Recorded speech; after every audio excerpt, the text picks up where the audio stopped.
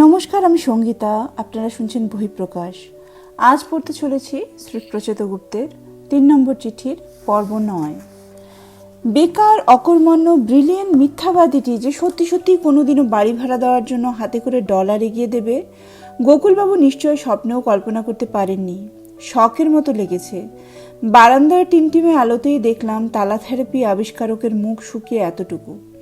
হাত পা নেড়ে বললেন, ওরে বাবা, ওসব আমি পারবো না। ও জিনিস আমি হিসেব করতেও পারবো না, ভাঙাতেও পারবো না। ওসব তুমি রেখে দাও সাগর, আমাকে জড়িও না। এরপর একগাল নার্ভাস হেসে বললেন, বাবা সাগর, এত তাড়াহুড়োর কি আছে? কিছুই নেই। তুমি তো আর বাইরের ছেলে নও, ঘরের ছেলে। ভাড়া ধীরে সুস্থে দিলেই হবে। আমি বরং আজ ঘরটা খুলে দিচ্ছি। আমি এবার মোড়া টেনে বসলাম, লম্বা করে হাই তুললাম। গরম লাগছে। স্বাভাবিক, গরম লাগাটাই স্বাভাবিক। পকেটে ডলার থাকলে গরম তো লাগবেই। বললাম, কি গরম। গোকুলবাবু তাড়াতাড়ি হাত পাখাটা এগিয়ে দিলেন। মেসোমশাই, বকেয়া ভাড়া না নিয়ে নিজের ঘরে ঢোকাটা কি ঠিক হবে? মনে হচ্ছে না ঠিক হবে। ভদ্রলোক কয়েক পা এগিয়ে এলেন, আমার কাঁধে হাত রেখে কাচুমাচু মুখে বললেন, লক্ষ্মী বাবা আমার, হীরের টুকরো ছেলে, এত রাতে আর জ্বালিও না আমায়। সোনামুখ করে নিজের ঘরে ঢুকে পড়ে আমাকে এবারের মতো রেহাই দাও বাবা। মাত্র কয়েকদিনের মধ্যেই আবার প্রমাণিত হচ্ছে জীবন কত আশ্চর্যের। যে মানুষটা টাকার জন্য আমাকে ঘর থেকে বের করে দিয়েছিল, সে মানুষটাই ঘরে ঢোকানোর জন্য কান্নাকাটি জুড়ে দিয়েছে। আমি আড়মোড়া ভাঙলাম। বাড়িওয়ালার দিকে তাকিয়ে মিষ্টি করে হেসে বললাম, তাহলে কিন্তু আমার দুটো শর্ত আছে, মানতে হবে মেসোমশাই। হ্যাঁ, এই বলে দিলাম, না বললে শুনবো না। ১ নম্বর হলো, আমার একজন গেস্টকে আজ রাত্রে আমার সঙ্গে থাকতে দিতে হবে। চিন্তা নেই, কোনো মহিলা নয়, মহিলার বাবা। আর ২ নম্বর হলো, আমার দরজার তালা আপনি নিজের হাতে খুলবেন। শুধু খুলবেন না, খুলবার সময় বলতে হবে, চিচিং ফাক, চিচিং ফাক, চিচিং ফাক। ১ বার, ২ বার, ৩ বার। আপনি যদি এতে রাজি হন, তবেই আমি রাজি আজ রাতে ও ঘরে ঢুকবার জন্য। নইলে যতক্ষণ না ডলারের একটা ভিত করবেন, এই বসে রইলাম। একেই বলে ডলারের হিম্মত। আমার বাঘ বাহাদুর বাড়িওয়ালা সত্যি সত্যি দরজা খোলার সময় বিড়বিড় করে বললেন, চিচিং ফাক, চিচিং ফাক, চিচিং ফাক, চিচিং। আমি পেছনে দাঁড়িয়ে এক হাততালি দিলাম। দীপার বাবার হাতে সুটকেস। তিনি হাততালি দিতে পারলেন না, তবে গম্ভীর মুখে মাথা নাড়লেন। অপমানের দরজা খুলে গেল। আমি রাজার মতো ঘরে পা দিলাম। কল্যাণকে এত কথা বলে লাভ নেই, সে বিশ্বাস করবে না। আমি তাই খানিক আগে তার অফিসে এসে বলেছি, তোর বসের সঙ্গে দেখা করব, ইমিডিয়েট, এখনই। ঠিক আছে, এই লোককে কিন্তু আমার বসের কাছে নিয়ে যাস না। নিয়ে যাব, ওকে নিয়েই দরকার। আর যদি না যেতে দিস তাহলে বলে দে আমি চললাম। তোর বসের মেয়ের কাজ 50% হয়েই পড়ে রইল। কল্যাণ তার চেয়ার ছেড়ে লাফিয়ে উঠল। আমার হাত দুটো ধরে একগাল হেসে বলল, বলিস কি সাগর, 50% হয়ে গেছে? আমি উদাসীন ভঙ্গিতে বললাম, 50-র বেশি, 55.3%। এবার বাকি টাকা নিতে এসেছি, তাহলেই বাকি কাজটা হবে। এরপর কল্যাণ নিজেই তার বসের ঘরে আগে ঘুরে এসে তারপর আমাদের দুজনকে ঢুকিয়ে দেয় হন্তদন্ত ভঙ্গিতে। পারচেজ ম্যানেজার দীপার বাবার দিকে চেয়ে থেকে চোখ সরিয়ে বললেন, এবার বলুন আমার মেয়ে কি বলল? আমি হাসলাম, বলল আমায় খুঁজছে। খুঁজছে? খুঁজছে মানে? আমার মেয়ে আপনাকে খুঁজতে যাবে কেন? আপনি কি আজও আমার সঙ্গে ইয়ার্কি করতে চাইছেন? ভুলে যাবেন না, আজ আমার পজিশন অনেক বেটার। আপনি আমার থেকে টাকা নিয়ে ফেলেছেন সাগরবাবু।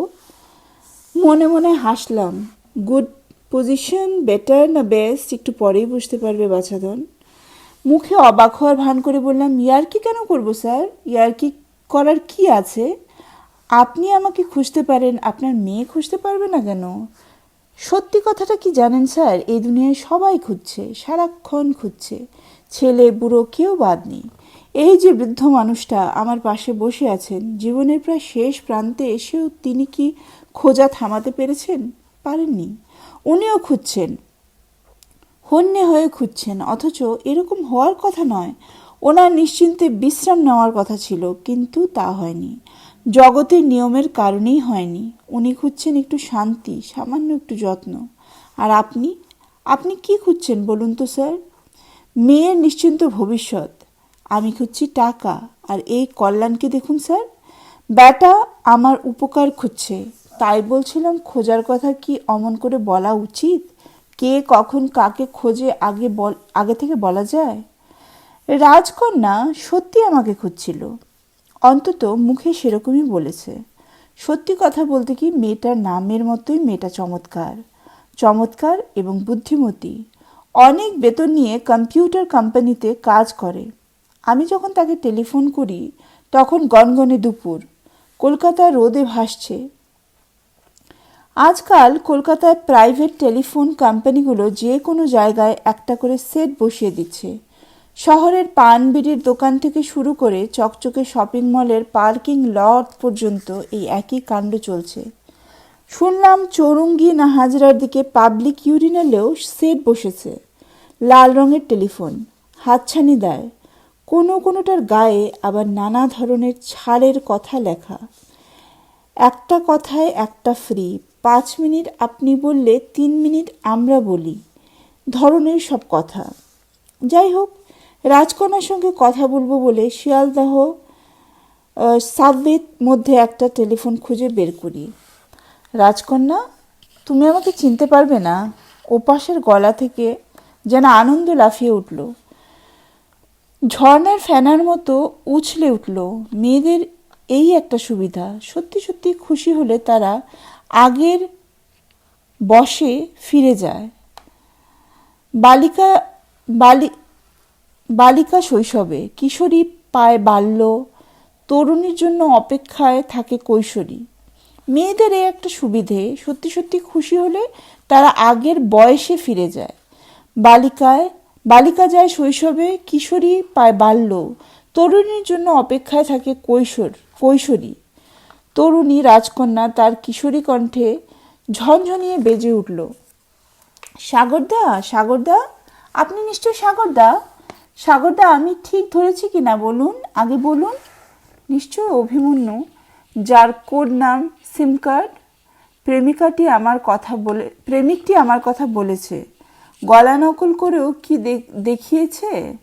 হতে পারে, প্রেমের সময় মানুষ সব করতে পারে। সে যাই হোক, যুদ্ধের নিয়ম হলো রাজার সঙ্গে রাজার মতো আচরণ করো।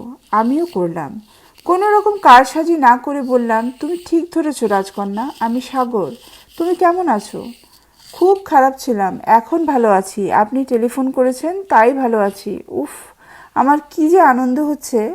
তোমার সঙ্গে কথা বলে আমারও আনন্দ হচ্ছে। তুমি কি এখন অফিসে? না সাগরদা, আমি এখন অফিসে নই। আমি এখন সল্টলেকের সেক্টর 5-এ উইপ্রোর সামনে দাঁড়িয়ে অভিমন্যুর জন্য অপেক্ষা করছি। ও মোটরসাইকেল নিয়ে আসবে, তারপর আমি ফুচকা খেতে যাব। অভিমন্যু খাবে না, ও ফুচকা খায় না, কিন্তু ফুচকা খাওয়ার সময় আমার পাশে দাঁড়িয়ে থাকে।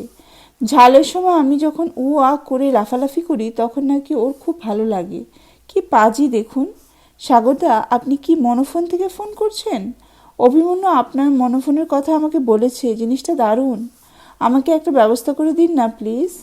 না, সিম কার্ড দেখছি কিছুই বাকি রাখেনি, সব বলা হয়ে গেছে। প্রেমের এই একটা মুশকিল, অনেক কিছুই বলতে হয়, শুনতেও হয়। করবীর মাস্তুতো ভাইকে নাকি গার্লফ্রেন্ড এক ভয়ঙ্কর কাণ্ড করেছিল। দোলে না পৌষ মেলায় শান্তিনিকেতনে যাওয়ার সময় গোটা রেলপথ রিলে করতে করতে গিয়েছিল।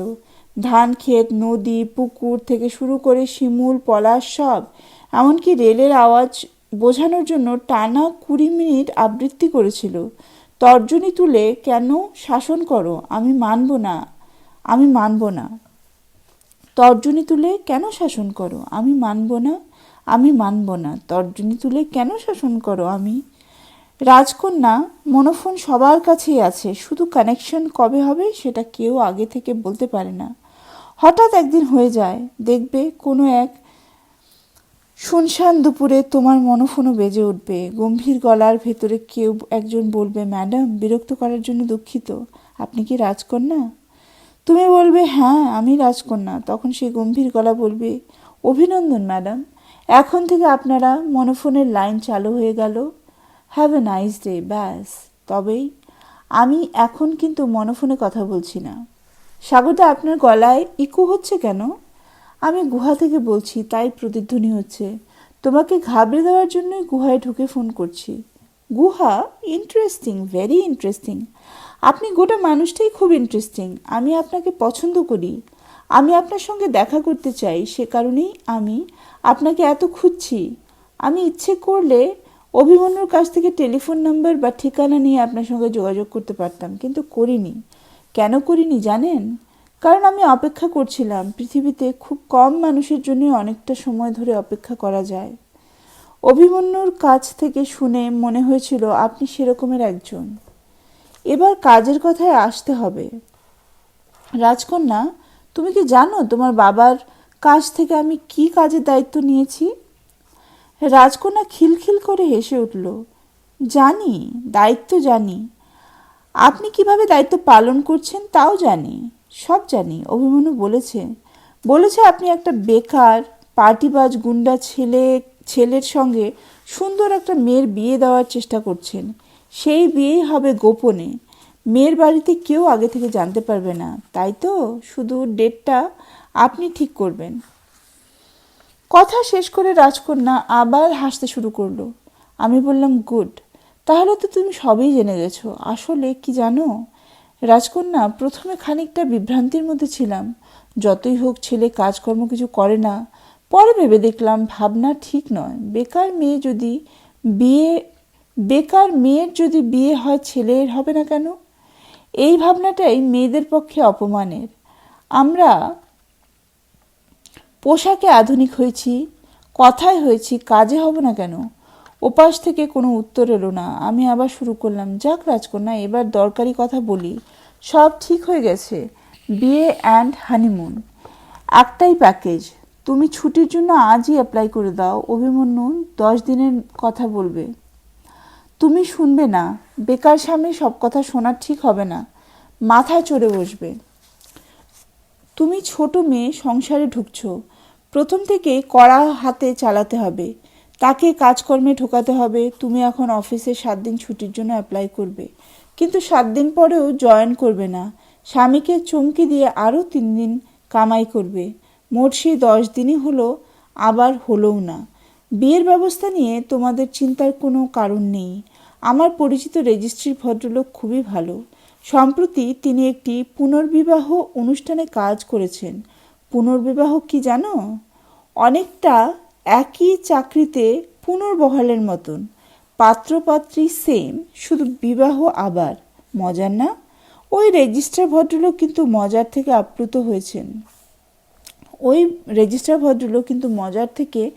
আপ্লুত হয়েছেন বেশি। সেদিন আমাকে বললেন তার 30 বছরের কর্মজীবনে এমন কেস তিনি একটিও পাননি। সে কারণেই তিনি নাকি আমার প্রতি কৃতজ্ঞ। এরপর থেকে আমার রিকমেন্ডেশনের সব বিয়ে ফ্রিতে করিয়ে দেবেন। কি কাণ্ড বলো তো! ফ্রি লেখাপড়া, ফ্রি চিকিৎসা হয়, তা বলে একেবারে ফ্রি বিয়ে? যাক, তোমরা বিয়ের দিন সন্ধেবেলায় সোজা হাওড়া স্টেশন চলে যাবে। টিকিটের ব্যবস্থাও আমি করে রাখবো। শুধু একটা শর্ত, তোমাদের হানিমুনের স্পট আপাতত গোপন থাকবে। স্পট তুমি কি জানতে চাও? রাজকন্যা ওপাশ থেকে ফিসফিসিয়ে উঠল, না, জানতে চাই না। মেয়েটা কাঁদছে নাকি? হতে পারে। বলা হয় মেয়েদের মন নাকি খুবই জটিল একটা বিষয়, বোঝা কঠিন। আমার মতে মন নয়, মেয়েদের কান্না সব থেকে কঠিন বিষয়। ছেলেরা দুঃখে কাঁদে, মেয়েরা আনন্দেও কাঁদতে পারে। আমি হাসতে হাসতে বলি, পরিকল্পনা কেমন লাগছে রাজকন্যা? ওধারে রাজকন্যা একটু চুপ করে থাকে, নিচু গলায় ফুপিয়ে ওঠে, বলে, খারাপ লাগছে, খুব খারাপ লাগছে। আপনি এত ভালো কেন সাগরদা? আমি আওয়াজ করে হেসে উঠলাম। সাবওয়ের দেয়ালে সেই হাসি ধাক্কা খেতে খেতে ঘুরপাক খেতে থাকে। আমি তো গুহা মানব, তাই ভালো, আর কোনো কারণ নেই। গুহা মানবেরা খারাপ হতে পারে না। রাজকন্যা, এবার টেলিফোন ছাড়বো। 2-1 দিনের মধ্যেই তোমার সঙ্গে মুখোমুখি দেখা হবে। টেলিফোন ছাড়বার আগে তোমাকে একটা ধাঁধা বলছি, মন দিয়ে শোনো। 3-এর ধাঁধা। 60 থেকে 70-এর মধ্যে এমন একটা সংখ্যা আছে যাকে 4 ভাগ করে প্রথম ভাগের সঙ্গে 3 যোগ করলে, দ্বিতীয় ভাগের থেকে 3 বিয়োগ করলে, তৃতীয় ভাগকে 3 দিয়ে গুণ করলে এবং চতুর্থ ভাগকে 3 দিয়ে ভাগ করলে ফল একই হয়। রাজকন্যা বলল, ধাঁধাটা 3-এর কেন? সামান্য চুপ করে থাকি। বলি, কিছুদিন আগে আমি একটা চিঠি পেয়েছি। চিঠিটা 3 নম্বর চিঠি, তাই 3-এর ধাঁধা, অন্য কোনো কারণ নেই। 2 দিন পরে রাজকন্যার সঙ্গে আমার দেখা হয়, সঙ্গে অভিমন্যু ওরফে সিম কার্ড। বিয়ের তারিখ জানিয়ে ওদের হাতে ট্রেনের টিকিট তুলে দিয়েছি। হানিমুন কুপের টিকিট, দরজা আটকানো কুপে। স্বামীর সঙ্গে যেতে হবে শুনে ফর্সা রাজকন্যার মুখ লজ্জায় লাল হয়ে যায়। সুন্দর মেয়েটাকে আরও সুন্দর দেখায়। জায়গার নামও বলেছি, শুনে দুজনেই লাফিয়ে উঠল। লাফানোর মতোই জায়গাটা হলো, থাক, নতুন বিয়ে করা ছেলে মেয়ের এইটুকু গোপন থাক। কথার শেষে রাজকন্যার হাতে একটা খাম তুলে দিই। নাও, এটা ধরো। ট্রেনের টিকিটের জন্য কিছু খরচ হয়েছে, নইলে তোমার বাবার দেওয়া পুরো 5,000 টাকাই থাকতো। খামটা রাখো রাজকন্যা। না, বলবে না, এটা আমার উপার্জনের টাকা, তোমাদের বিয়েতে উপহার। তারপর অভিমন্যুর কাঁধে হাত রেখে বলি, বিয়ের সময় আমি থাকতে পারবো না, আমার অন্য একটা কাজ আছে। তোমার ভোল্টুদার বাড়িতেই কাজ। তবে তোমাদের চিন্তার কোনো কারণ নেই। বিবাদিবাগ দক্ষিণ থানার ওসি তোমাদের বিয়ের গোটা দায়িত্ব নিয়েছেন। চমৎকার মানুষ তিনি। বলেছেন বিরাট ফোর্স নিয়ে রেজিস্ট্রি অফিসে হাজির থাকবেন। এই বিয়ে আটকায় কার ক্ষমতা? আমি বলেছি পুলিশ যেন উর্দি পরে হাতে বন্দুক টন্দুক নিয়ে থাকে। বেশ একটা গান স্যালুটের মতো হবে। বিয়েতে গান স্যালুট একটা রেয়ার ঘটনা, তাই না? বিয়ের পর সোজা ওসি সাহেবের কসবার ফ্ল্যাটে চলে যাবে। ওর স্ত্রী পৃথা নবদম্পতিকে শরবত খাওয়াবেন। উনি শরবত বিশেষজ্ঞ। যদি মনে হয় আজই শরবতের রং বলে দিতে পারি। আমি চলি। রাজকন্যার দিকে তাকিয়ে দেখি মেয়েটা কাঁদছে, খুবই নিঃশব্দে কাঁদছে। জল ভরা চোখ তুলে বলল, আমি কি ধাঁধাটার উত্তর বলবো? না, থাক, সব ধাঁধার উত্তর ভালো লাগে না। মিস্টার গোস্বামী এবার গলা তুলে বললেন, ঠিক আছে, জ্ঞানের কথা বন্ধ করুন, কাজের কথা বলুন। আমি ঝিনুক পেপার ওয়েটটা চোখের সামনে তুলে বললাম তো, কাজ অনেকটাই হয়ে গেছে। আপনার ওই সিম কার্ড ছোকরাকে শহর থেকে সরিয়ে দেওয়ার দায়িত্ব নিয়েছিলাম। 2 দিনের মধ্যে কাজ হয়ে যাবে। সে পরশুদিন হাওড়া থেকে ট্রেন ধরছে। সিম কার্ডের সঙ্গে মোবাইল থাকবে। মোবাইল মানে? আমি মুচকি হাসলাম। মানে তো বলা যাবে না স্যার, কোড নেম। আমার ওই ছোকরার ট্রেনে তোলার দায়িত্ব তুলে দিচ্ছি, ব্যাস, এরপর আপনি বুঝবেন। এবার বাকিটা চাই। কল্যাণ হাত তুলে একটা কিছু বলতে গেল। আমি তাকে থামিয়ে বললাম, তুই এর মধ্যে আসিস না কল্যাণ, এটা একটা প্রফেশনাল ব্যাপার। তবে এটুকু বলতে পারি, তোর স্যারের কাজটা করতে পেরে মজা পেয়েছি। স্যার, আপনার মেয়ে আচরণ কীরকম? পারচেজ ম্যানেজার এতক্ষণ আমাকে যেন খানিকটা বিশ্বাস করছেন। বললেন, আজকালকার ছেলে মেয়েদের আচার আচরণ কিছু বোঝা যায় না। তবে মেয়ের মা ছিল একটু যেন চুপচাপ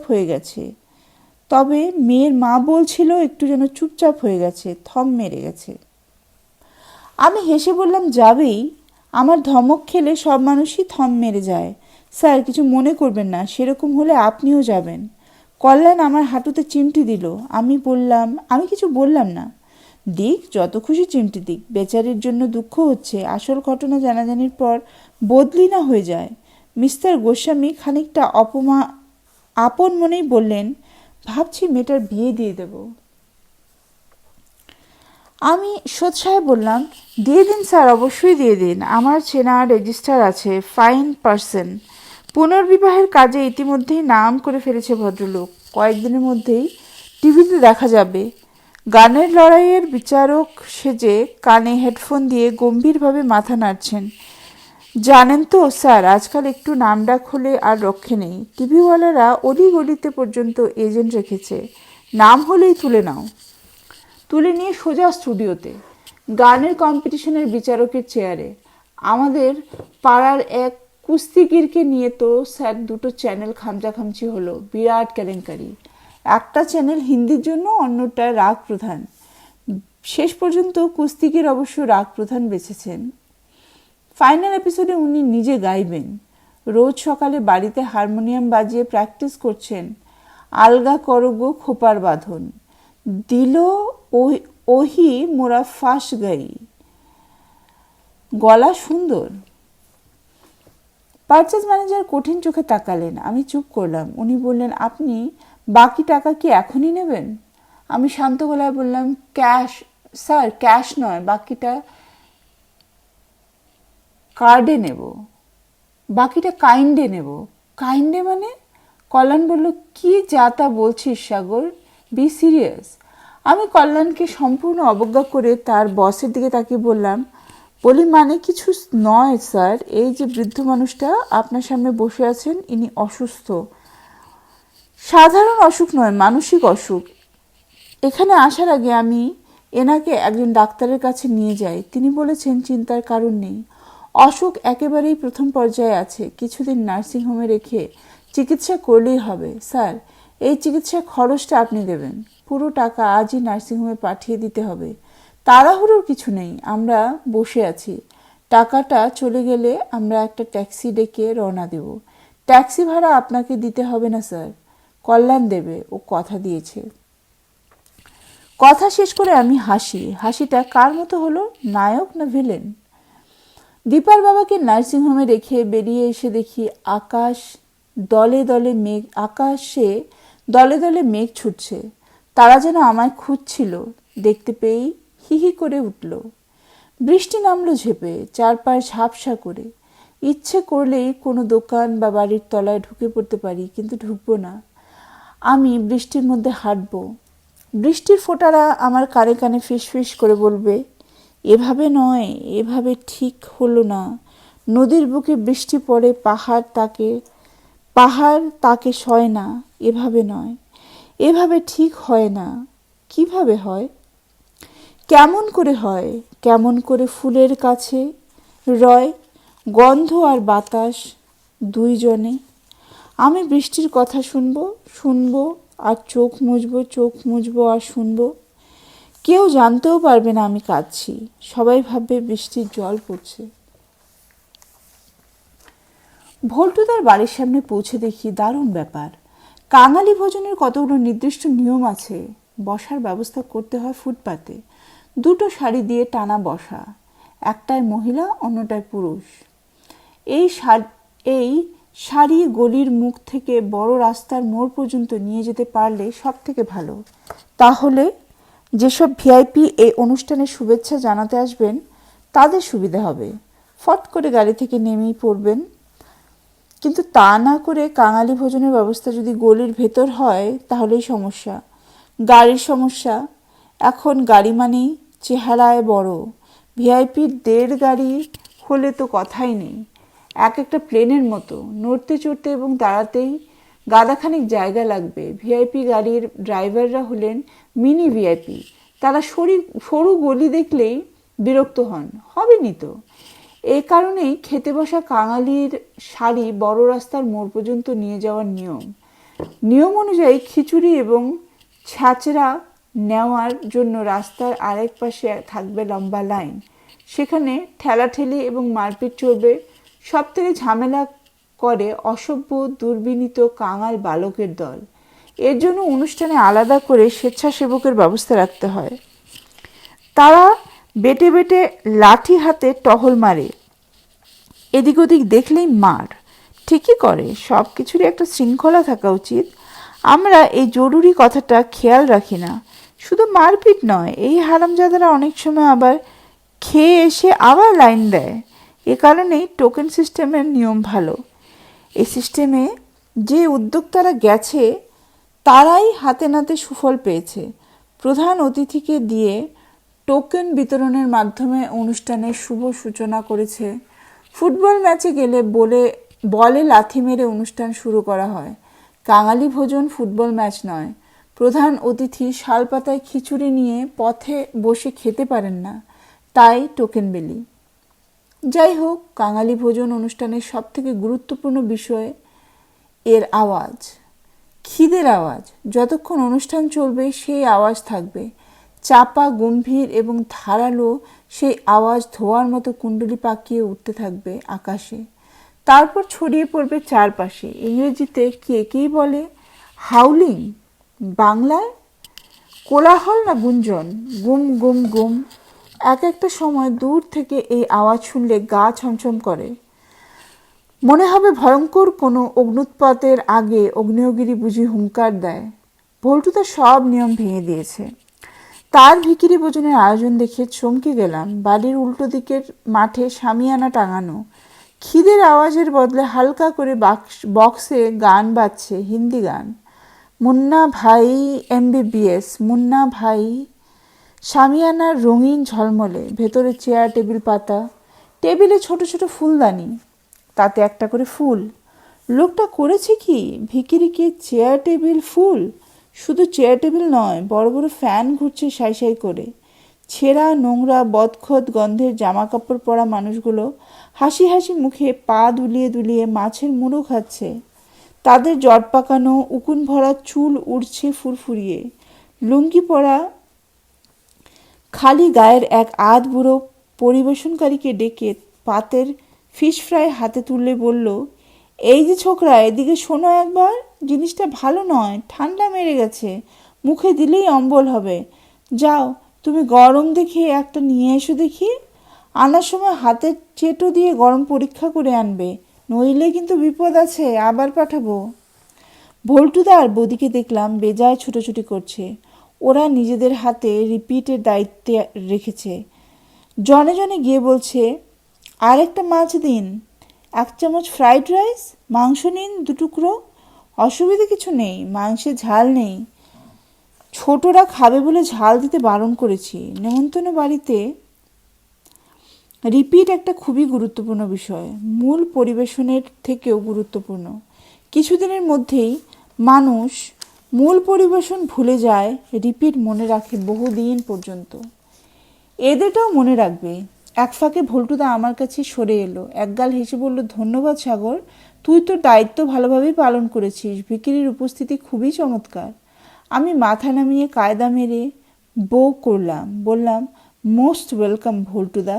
ভিখিরি সরবরাহের দায়িত্ব পালন করতে পারায় আমি গর্বিত। I feel honoured. ভল্টুদা মাথা নামিয়ে বলল, কীরকম বুঝছিস সাগর? ওয়ান্ডারফুল। ভল্টুদা চোখ নাচিয়ে বলল, মেনু কেমন? বিউটিফুল। রান্না ভালো হয়েছে? ফ্যান্টাস্টিক। এবার চর খাবি? এত ইংরেজি ছাড়ছিস কেন? সাংঘাতিক কিছু দেখলে মানুষ বাবার নাম ভুলে যায়। আমি মায়ের ভাষা ভুলে গেছি ভল্টুদা। অভিভূত হয়ে I forget my mother tongue. এখানে যদি আরও কিছুক্ষণ থাকি তাহলে আনন্দের চোটে হয়তো ইংরেজিও ভুলে যাব। তখন চীনা বা জাপানি ভাষায় কথা বলতে হবে। ফাজলামি বন্ধ কর সাগর। কি মনে হচ্ছে কাজ কিছু হবে? তোর বৌদি তো বলছে হবে। আমি ঝুঁকে পড়ে বললাম, হবে মানে 100 বার হবে। এই এলাহি ব্যবস্থার পরও যদি তোমার নির্বাচনের গেরো না কাটে তাহলে তো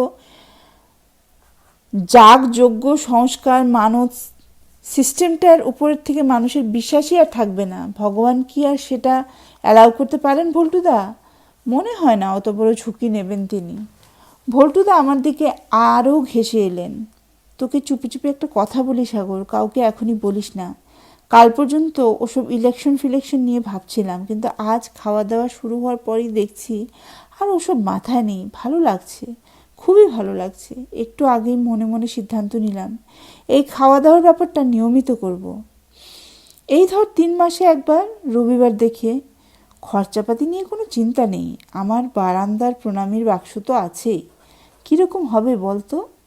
আমি গম্ভীর মুখে বললাম, কীরকম হবে তো এখনই বলতে পারবো না, তবে অতিথিদের সঙ্গে আগে আলোচনা করে নিতে হবে। রবিবার ভিক্ষে পাওয়ার ট্রেন্ড কীরকম, কম না বেশি সে নিয়ে আলোচনা। আবার ফাজলামি? খারাপ হলে খারাপ হলে হবে, খারাপ ভালো নিয়ে আমার এখন কচু, আমি করবই। কথা শেষ করলে ভল্টুদা ছেলে মানুষের মতো দাঁত বের করে হাসলো, তারপর ছুটলো পায়েসের বালতি হাতে। টিভির মেগা হাসির কম্পোজিশনের ভল্টুদা এই হাসি দেখলে বলতাম, অন্য হাসি চিনতে না পারলেও এটা চিনেছি, এটা মানুষের হাসি। ভিখিরি ভোজন উৎসব করে ভল্টুদা কোনো নির্বাচনে জিতবে কিনা জানি না, তবে একটা নির্বাচনে এখনই জিতে গেছে, মানুষ হওয়ার নির্বাচন। খুব কম জনই এতে যেতে। শামিয়ানার বাইরে দেখি টুল পেতে শ্রীমান ঘুগনি বসে আছেন। বেটা আজ কোথা থেকে একটা রাংতার মুকুট জোগাড় করে মাথায় দিয়েছে, আলু পরে চকচক করছে। হারামজাদের হাবভাব আজ দেখছি লায়কের মতো, সে যেন এবাড়ির মালিক। তার হাতে অবশ্য আজ বিরাট দায়িত্ব, লজ্জা নিবারণের দায়িত্ব। কোলের ওপর একগাছা সুতলি দড়ি। নেমন্তন্ন খেতে আসা অধিকাংশ ছোট ছেলেদের প্যান্টের বোতামের কোনো কারবার নেই। তাদের এক হাত মাকে ধরা, অন্য হাত প্যান্টে। একটু অন্যমনস্ক হলেই প্যান্ট নেমে যাচ্ছে বেচারিদের রোগা কোমর থেকে। শামিয়ানার ভেতরে খেতে ঢোকার মুখে বোতামহীন প্যান্ট দেখলেই ঘুগনি পাকড়াও করছে, কান ধরে টেনে নিচ্ছে কাছে, তারপর বেল্টের মতো করে সুতলি দড়ি বেঁধে দিচ্ছে যত্ন করে। ব্যাস, প্যান্ট যথাস্থানে। ঘুগনি তখন পশ্চাৎ দেশে চাপড় মেরে বলছে, যা এবার মজা করে 2 হাত দিয়ে খা শালা। 2 হাতে খাওয়া কি খুব মজার? মনে হয় তাই, নইলে ছেলেগুলো চাপড় খেয়েও হাসতে হাসতে ছুটে যাবে কেন? আমি কাছে গিয়ে বললাম, খবর কি ঘুগনি? ঘুগনি মুখ না তুলেই বলল, আপনাকেই খুঁজছিলাম। বাবা, তুইও খুঁজছিলি? কেন, তোর আবার কি হলো? কিছু হয়নি, তবে খবর ভালো নয়। কেন ভালো নয়? কেন?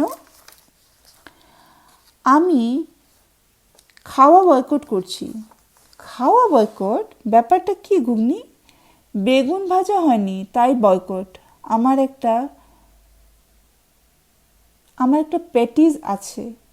আমি হেসে ঘুগনির পিঠে চাপড় দিলাম, বললাম, ঠিক করেছিস, আমিও তোর সঙ্গে খাওয়া বয়কট করলাম। আচ্ছা, কোট প্যান্ট কোথায়? তোকে আনতে বলেছিলাম না? ঘুগনি মুখ তুলে হাসলো, বলল, এনেছি। উনি এখন রান্নাঘরে মোড়া পেতে বসে আছেন। ভল্টু কাকিমা তাকে নুন ঝাল পরীক্ষার কাজ দিয়েছেন। রাধুনি মামা হাতায় করে কড়া থেকে তুলে দিচ্ছে, আর উনি মুখ থেকে দিয়ে চেখে বলছেন, উহু, ঠিক হয়নি, আর একটু মিষ্টি দিতে লাগবে। শুনলাম আলু বখরা চাটনি নাকি 17 বার খেয়ে দেখতে হয়েছে। আমি বললাম, বাহ, গুড নিউজ, ভালো খবর। ঘুগনি বলল, আর একটা ভালো খবর আছে, আমি কাল ঝুমদের বাড়ি গিয়েছিলাম। ঝুমদের বাড়ি মানে কসবা? শিনোকায় এক ভিকিরি খোকার কোমর দড়ির বেল বাড়তে বাড়তে ঘুগনি বলল, হ্যাঁ, কসবায়। ঝুম আর ওর বাবা মাকে আজ এখানে আসার জন্য বলে এলাম। প্রথমে ভেবেছিলাম ঝামেলায় যাব না, তারপর ভেবে দেখলাম কাজটা ঠিক হবে না। রাস্তাঘাটে যদি দেখা হয়ে যায় লজ্জার কাণ্ড হবে। ওই মেয়ে পাজি মেয়ে, দুম করে হয়তো গাড়ির জানলা নামিয়ে বলবে, কিরে ঘুগনি, সেদিন নিজেরা খুব খেলি, আমায় তো বললি না? রাস্তার মধ্যে একটা প্যাটিজের ব্যাপার হয়ে যাবে না? আমি স্থির হয়ে তাকিয়ে আছি, ছেলেটা করেছে কি? ঘুগনি হেসে বলল, নেমন্তন্ন পেয়ে ওরা খুব খুশি, বলল নিশ্চয় আসবে, তবে একটু বেলা হবে। কাদের যেন বিয়ে না কি একটা আছে, সেটা সেরে একেবারে বরকনেকে নিয়ে খেতে আসবে। ভালোই হবে, ভল্টু মামা সভাপতি খুঁজছিল, বর কনে দুজনকেই সভাপতি করে দেব। কেমন হবে? কথা শেষ করে ঘুগনি মুখ তুলে কার উদ্দেশ্যে যেন হাঁক দিল, আয় মুন্না ভাই, বন্ধ কর, ডনের গান নেই। আমি সরে এলাম, এখানে আমার কাজ ফুরিয়েছে। কাজ ফুরানো জায়গায় থাকতে নেই। আমি পালাবো, চুপি চুপি পালাবো। দ্রুত পায়ে এগিয়ে বড় রাস্তায় পড়লাম। পকেটে হাত দিতেই 3 নম্বর চিঠি আমাকে ছুলো। আশ্চর্য, কাল বৃষ্টিতে অত ভিজলাম কিন্তু চিঠিটা নষ্ট হয়নি। কে জানে 3 নম্বর চিঠির হয়তো এটাও একটা মজা, জলে ভেজে না আগুনে কি পড়ে। একবার পরীক্ষা করে দেখলে কেমন হয়? আমি নিশ্চিত পুড়বে না। রাস্তার পাশে দাঁড়ানো ট্যাক্সির দরজা খুলে উঠে বললাম, চলুন। বেশিরভাগ সময়ই মানুষ তার ক্লান্তির কথা বুঝতে পারে না। তার চারপাশের আলো বাতাস তাকে বলে দেয়, তুমি ক্লান্ত। হে পথিক, তুমি ক্লান্ত। আমারও তাই হলো। অলিগলি টপকে ট্যাক্সি বাইপাসে পড়তেই বুঝতে পারলাম আমি ক্লান্ত। 3 নম্বর চিঠির প্রেরককে খুঁজতে খুঁজতে আমি ক্লান্ত। সিটে মাথা রাখলাম। শহর বাড়ছে, তবু এদিকটায় এখনো অনেক হাওয়া। কোনো কোনো দিন ঝড়ের মতো। চোখ বুজলে মনে হয় ইট পাথরের নয়, হাওয়ার পথে চলছি। ট্যাক্সি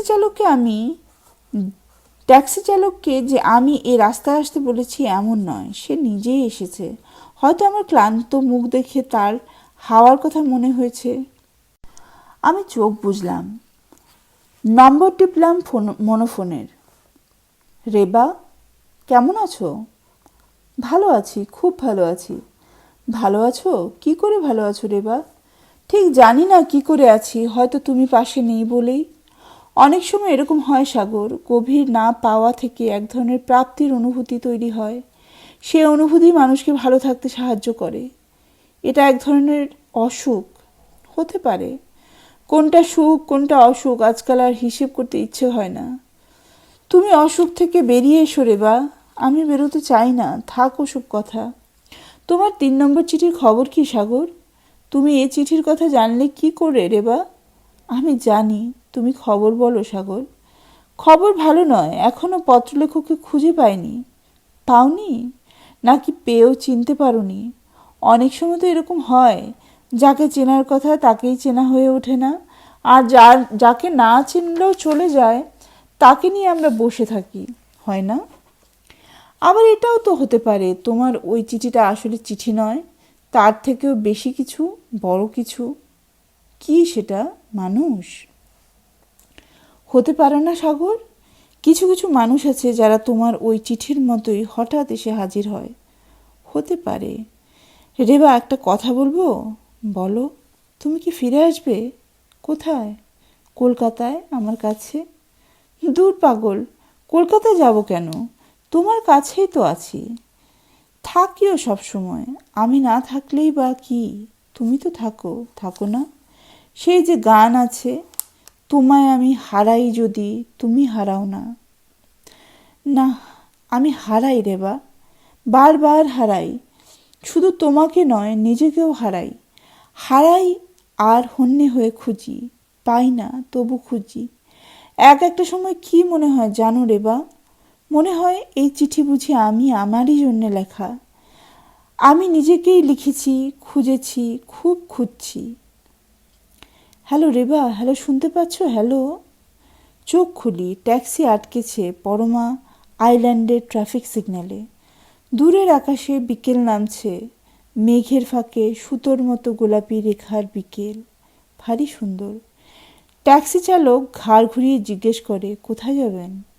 আমি গোলাপি বিকেলের দিকে তাকিয়ে ফিসফিস করে বলে উঠি, জানি না, সত্যি আমি জানি না কোথায় যাব। গল্পটি এখানেই শেষ। শোনার জন্য অনেক অনেক ধন্যবাদ।